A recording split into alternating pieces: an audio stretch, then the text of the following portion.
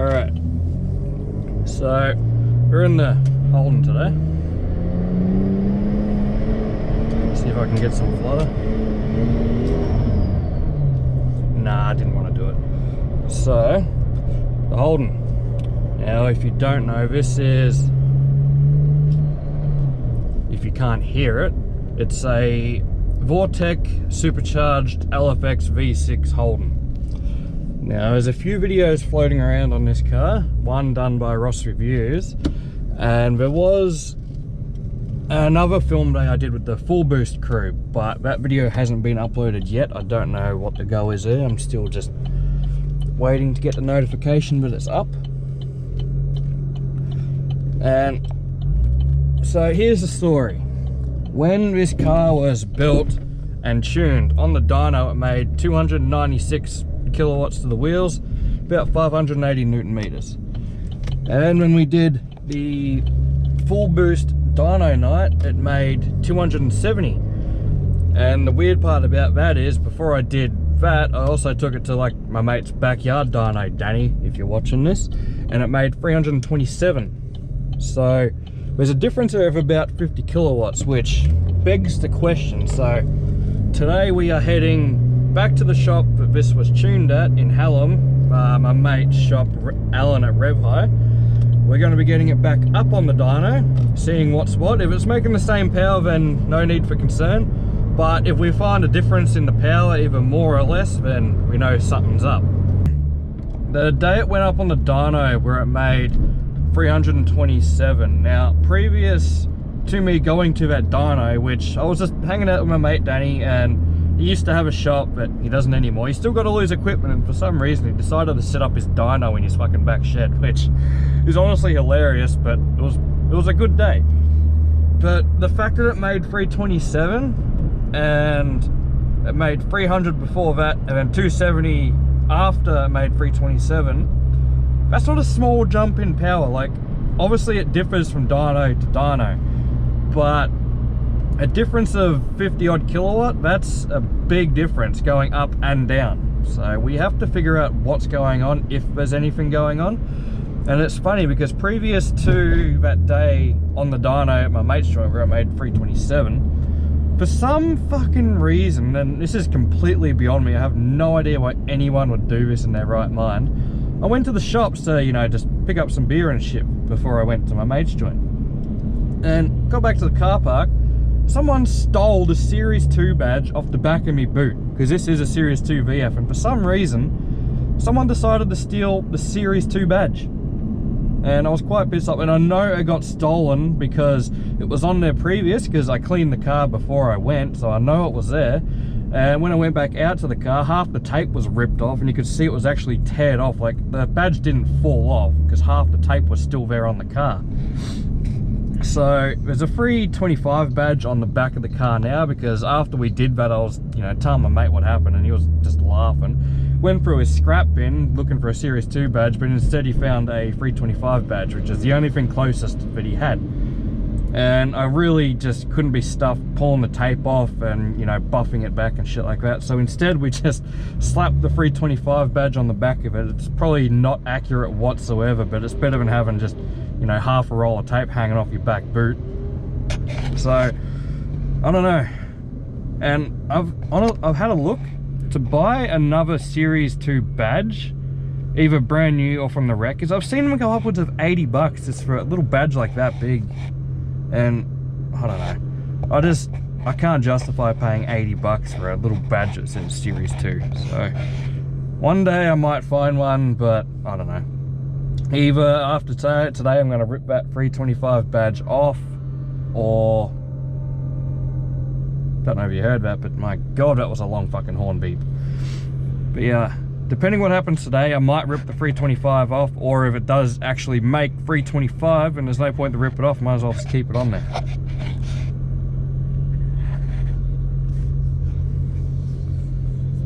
Well, this usually is my orchestra tunnel, but I don't know how it's going to go today with this bloody traffic.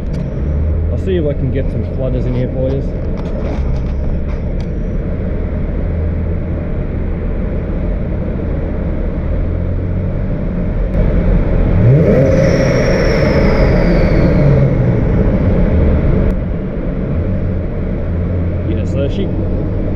screams a little bit.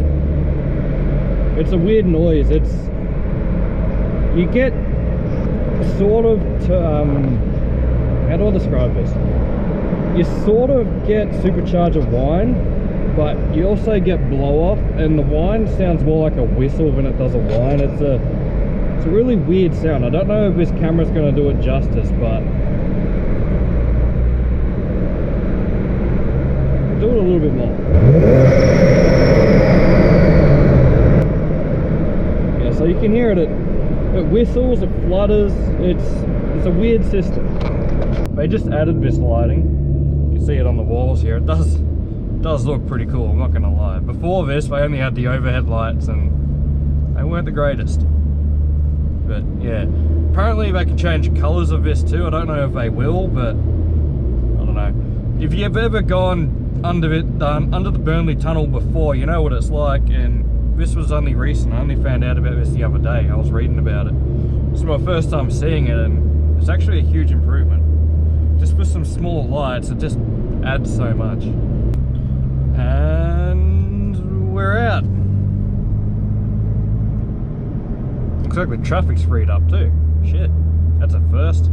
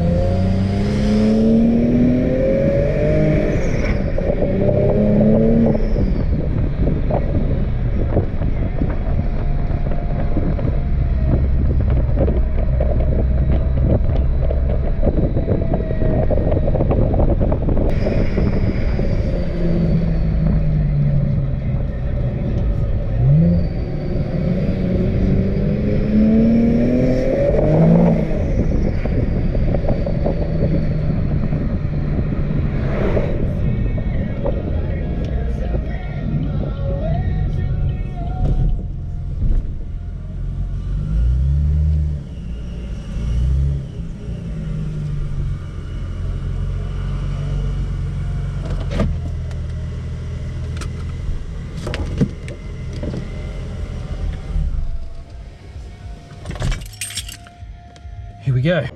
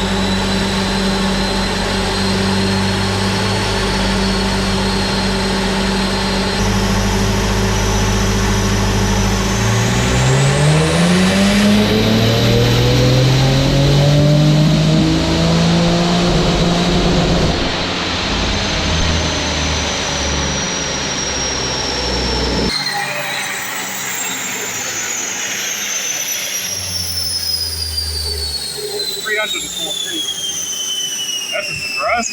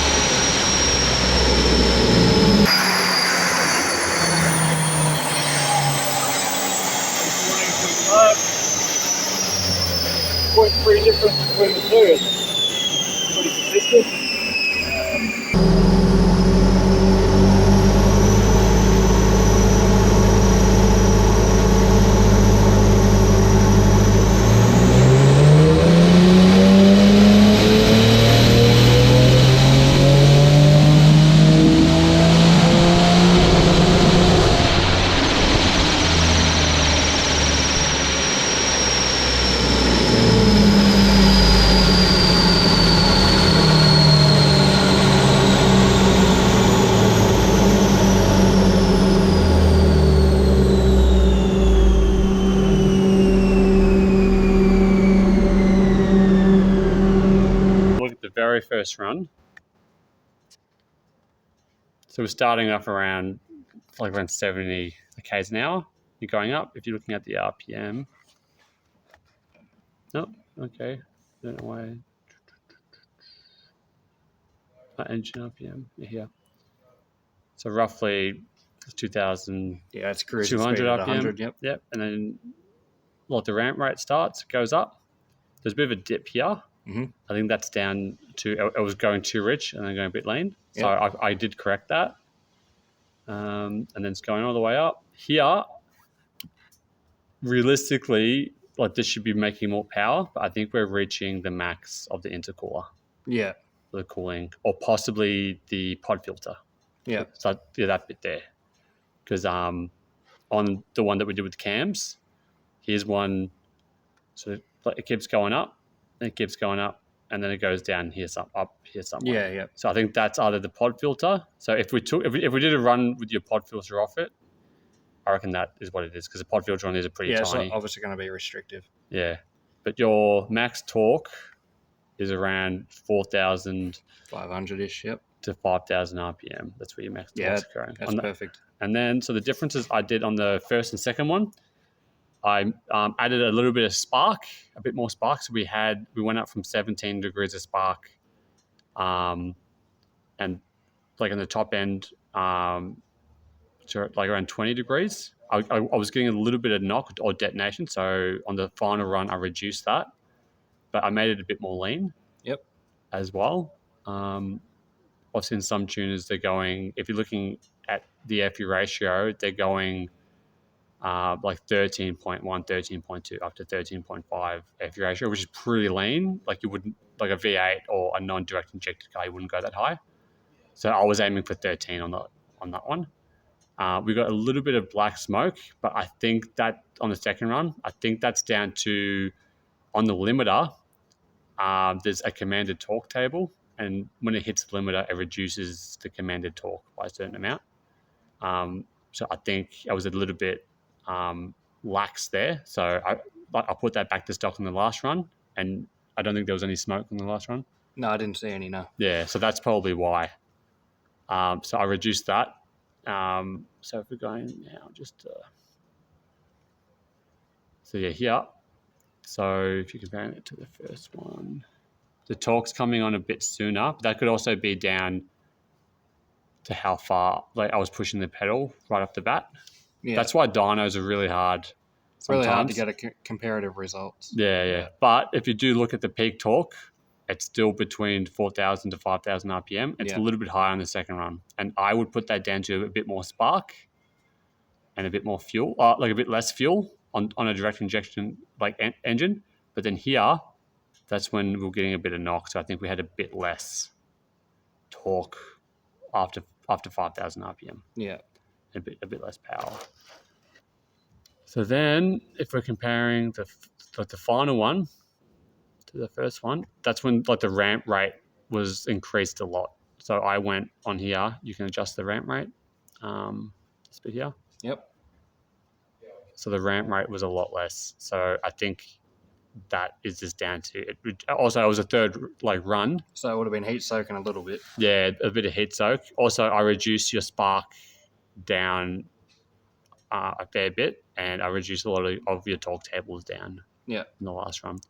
So realistically, I'd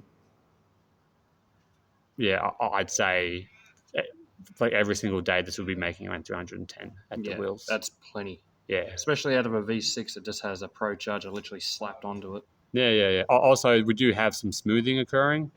level 5. So that if you turn off smoothing, that's just like a thing that comes with the dyno. You can increase smoothing or you can decrease smoothing.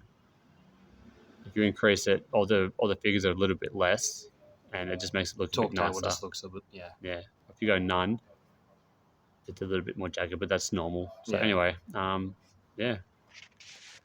310, I'm definitely happy with that. Yeah, and then if you look at your torque, realistically, the 683 isn't like that's your roller torque. That's not going to be realistic. No. I'd be saying you've probably got realistically 600 newton meters. That's plenty. Yeah. For a 6. That's more than a stock 8. Yeah. So yeah, man.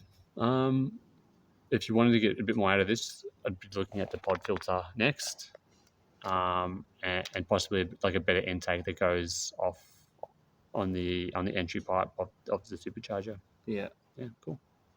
No, I'm happy with that for now. That's literally about as easy as of a setup as you can get. Yeah, Just get a procharger, put it on your stock car, that's what you make. Yeah, exactly. Yeah, so cool. That's sick. Thanks for that. The stock fuel system too. Yeah. Can't forget about that. On 98. Yeah. Nothing special.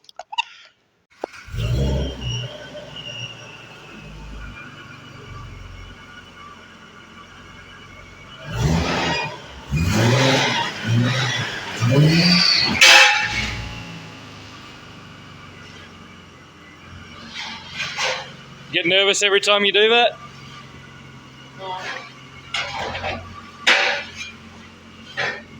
I would. I'd be shitting bricks every time I had to take the car off the dyno. Yeah, like just go for a spin and just make sure it feels the same. It doesn't feel like essentially let me know if it feels the same or better. Yep, no worries.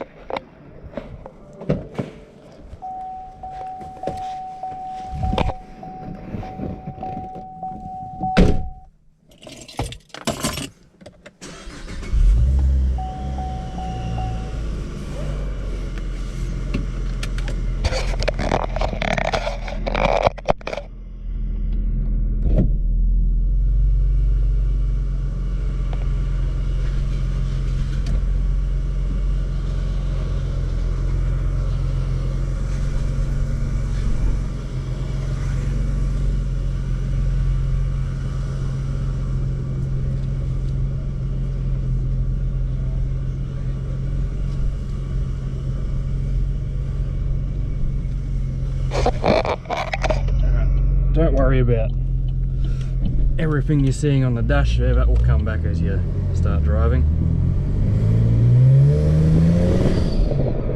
Okay, that feels a lot peppier. Obviously I can't, show you in a video what the difference is, but I can tell you now with my butt dyno that I'm feeling right now, this feels a lot more responsive.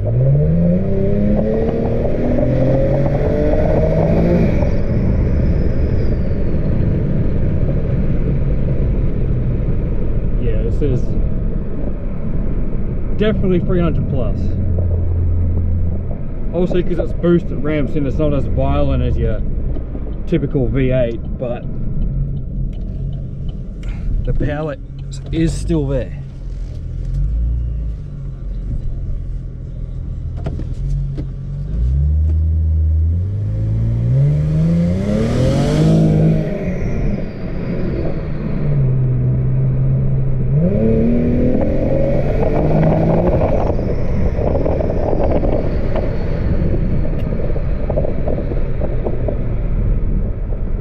This is definitely making more power.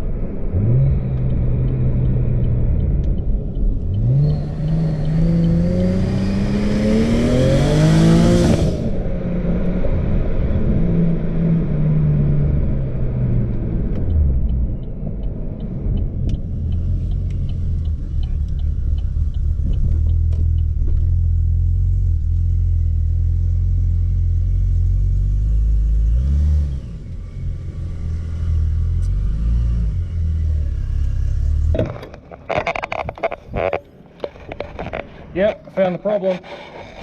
Charge part came off.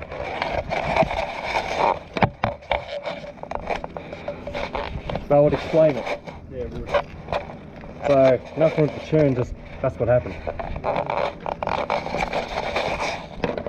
Blew the bloody charge. I don't know how it feels better if the charge pipes off. Oh, that happened as I was coming up here. Going around there was fine. Oh, okay, cool. But that happened like as I came up your road. Whereabouts is it? Just where. Oh, shit. Yeah. So what we need to do, we'll lift it up. I don't know why. That's the second time now. That's not enough meat on there. That's why. To hold it, yeah. Yeah, I just looked at your fuel trims and the negative 31. And literally like 2 seconds earlier they were within like 1 or 2%, which means... Which means my charge plug came off. Yeah. Well, shit. That's an easy fix. Yeah, I thought the first time that happened because it was fucking 40 degrees that day. Obviously, so it can expand.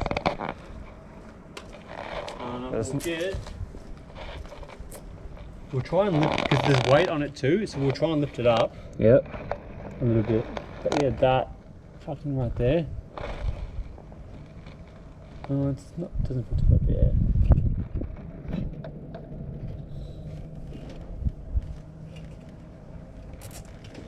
But I tell you what, if I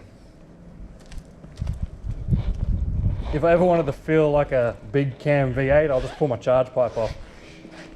Now, the first time it happened, I thought it was because, you know, heat. But well, it is a bit hot when you're pushing it, but yeah, straight up to some dyno pull, so that's probably it. Oh no, it's just, I don't think it's on enough, man. It feels...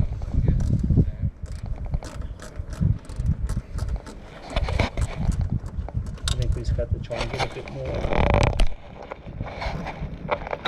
It's a little bit more meat on contact. Yeah. It's weird, they're calling pipes meat, but that's pretty much... Yeah. Nothing wrong with getting some more contact on your meat. Yeah. It's never a bad thing, unless his name's Bruce. Oh my god. Is it the same one that popped off? Yeah, it popped off the same way. I just tighten it up with a screwdriver when I go back to work and baby it at home. Yeah, that's fine. I think I'll be alright.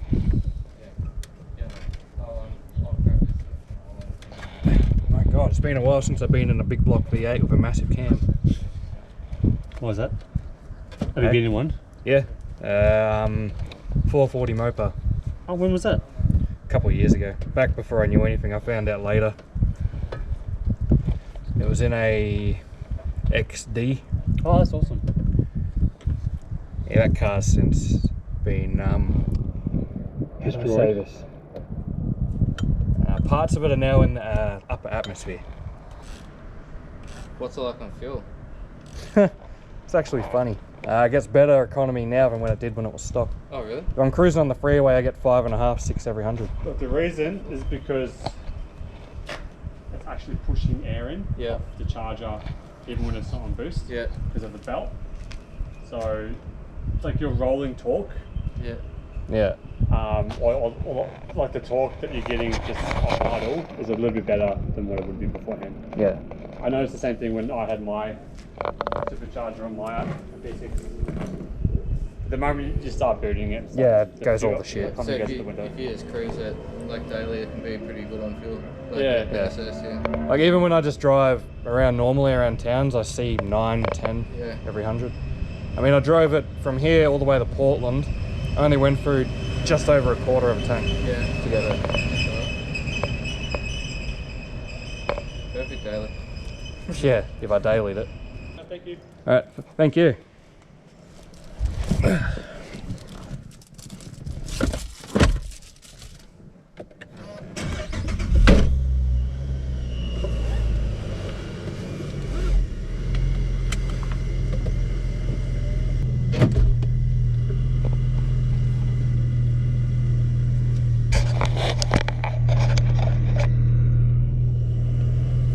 So happy with those results. If you have a car you want performance work, you know where to go to. Now look, honestly I can't rate this shop and the owner highly enough. Alan, the owner, he's honestly gone above and beyond even when I was having minor issues of his car, which wasn't really an issue. It was just, you know, clarification, because I wasn't used to driving a car like this. He fucking helped me out any way he could. Even just then, like, this is his day off. He told me just to come in and just confirm a few things. He literally goes above and beyond to help anyone with their builds. But yeah, 327, not 327, Jesus. 315, I'm still very happy with that number. I was honestly expecting to struggle to break bloody 300. So to see 314, I am not complaining one single bit.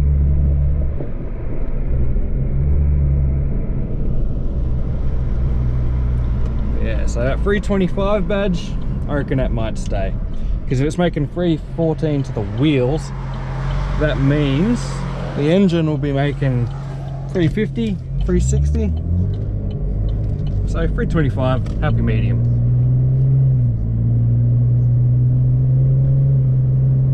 Yeah, look, just driving normally, it still drives like a regular V6, and that's the amazing part. You're making V8 power, like worked V8 power. I've seen LS3s make less power than this does on exhaust cam, tune, everything. And the best part is, you get this thing on the freeway, and it's as economic as a bloody 4-cylinder. Like I rode this thing a couple of hours away not long ago to Portland, which it's not exactly a small drive. It was, from memory, I think it was like 4 hours or so. I was averaging, not just spontaneous, averaging 6 litres every 100 k's out of a car making 315 kilowatts. Just alright, I'm probably going to finish off here. So look, a massive, I can't thank him enough, massive, huge, colossal thank you to Alan from Revhigh. If you have any work you need done to any car, go see him. I'll leave a link to his shop down below. So expect a lot more content with this car going forward. I do have some other things planned, and this is only the start of the build. This is literally a stock car with that supercharger just literally slapped onto it. I do plan on doing fully forged internals, E85 with meth injection, cams as well, custom 16 PSI pulley. We're going to be doing the whole works. We're expecting to see minimum over 400 kilowatts to the wheels. So it's going to be a long process. It's going to take quite a while, because there's a lot of, well, not a lot of guesswork, but on my end there's a lot of research I have to do to make sure I'm doing the right things. I know Alan's going to look after me regardless, but if you are interested in a build like this, stay tuned, because this video is going to be one of many. But for this one in particular, I hope you did enjoy watching it. It was very entertaining for me, because I am really into this kind of stuff. Even though it's my car, I drive it every day, I don't get it up on a dyno every day, so stuff like that to me is probably the most fun I could ever have. And I can't thank Alan enough. I know you're going to be watching this, so thank you, Alan. Thanks again for watching. Stay tuned for more.